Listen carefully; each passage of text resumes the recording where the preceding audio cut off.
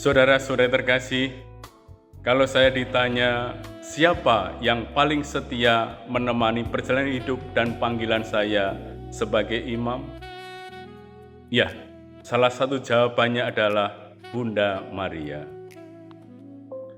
Bukan karena hidup saya selalu mudah, bukan juga karena selalu saya kuat dalam iman, tetapi karena saya sungguh mengalami Maria itu adalah seorang ibu.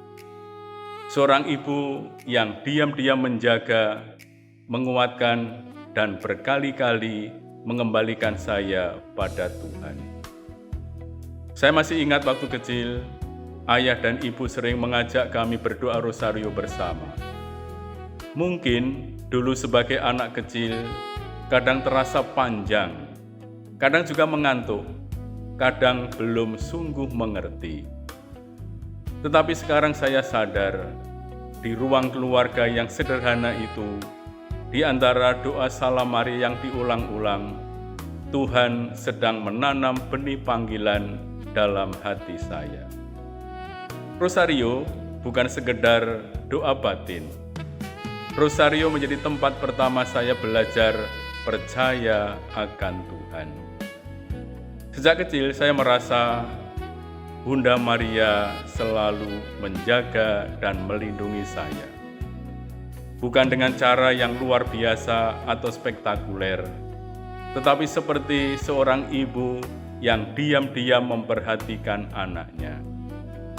Setiap kali saya takut, saya bingung, atau merasa sendirian, selalu ada rasa tenang ketika saya berdoa kepada Maria. Seolah-olah Bunda Maria berkata pelan, "Jangan takut, aku menemanimu."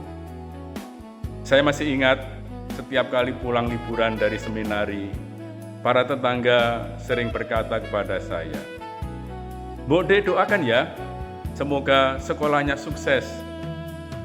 Lalu sambil bercanda mereka berkata, "Nah, nanti kalau sudah sukses, Mbok De diciprati ya." Dan saya mengerti maksud mereka. Bagi kebanyakan orang kampung, anak yang sukses itu ya kalau sekolahnya lancar, sukses, jadi orang kaya, punya pekerjaan bagus, banyak uang, hidup mapan, dan bagi mereka bisa mengangkat martabat dan derajat keluarga. Dan jujur, saya pernah tergoda dengan pikiran itu. Ada masa ketika saya berpikir, apa saya keluar saja dari seminari ya? Lalu kerja keras, mencari uang, menjadi sukses, supaya bisa membahagiakan orang tua dan mengangkat derajat orang tua. Tetapi karena waktu itu, ya sukses memang identik dengan jabatan, penghasilan, ataupun kekayaan.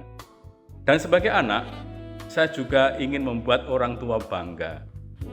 Mungkin kalau saya memilih jalan lain, hidup saya akan lebih nyaman. Tetapi justru dalam pergulatan itu, Bunda Maria seperti mengingatkan saya. Maria tidak memilih jalan yang kelihatan hebat di mata dunia. Maria tidak mengejar kemuliaan atau kekayaan. Maria berkata dengan amat sederhana, "Aku ini hamba Tuhan, jadilah padaku menurut perkataanmu itu." Nah, kalimat itu pelan-pelan mengubah hati saya. Saya mulai belajar bahwa sukses bukan pertama-tama soal mempunyai banyak, tetapi soal seberapa besar kita mau memberikan diri kita. Sukses bukan hanya tentang menjadi kaya, tetapi menjadi berkat bagi orang lain. Sukses bukan tentang dipuji oleh manusia, tetapi setia pada rencana dan kehendak Tuhan. Menjadi imam itu mudah, tetapi juga tidak selalu mudah. Ada banyak pergulatan yang mungkin tidak dilihat orang. Ada rasa capek melayani, kadang-kadang juga ada kesepian, bahkan juga ada kekecewaan. Ada masa ketika hati saya bertanya, "Tuhan, apakah saya masih mampu?" Dan setiap kali saya mulai lelah, saya kembali kepada Maria. Kadang hanya duduk diam di depan patung Bunda Maria, kadang menggenggam rosario perlahan, dan anehnya, hati yang berat menjadi lebih ringan. Maria selalu membawa saya kembali pada Yesus.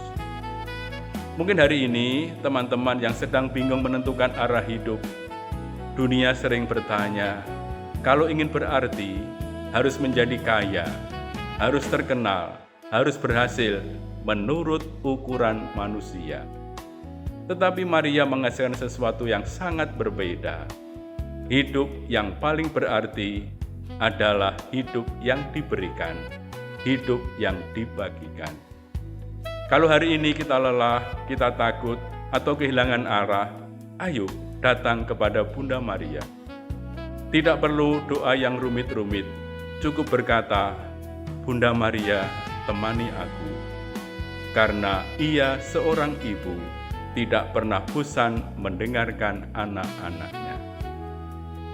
Nah, dan hari ini saya bersyukur karena dulu saya tidak meninggalkan panggilan ini. Mungkin saya tidak pernah menjadi kaya menurut ukuran dunia, tetapi saya belajar menjadi milik Tuhan dan sesama. Dan sampai hari ini, di setiap langkah panggilan saya sebagai imam, saya masih percaya satu hal, saya tidak berjalan sendirian. Ada seorang ibu yang terus mendoakan, menjaga, dan menggandeng tangan saya menuju Yesus. Dialah Bunda Maria. Bunda Maria, ajarlah kami untuk tidak hanya mengejar sukses menurut ukuran dunia, tetapi berani berkata seperti Engkau, aku ini hamba Tuhan.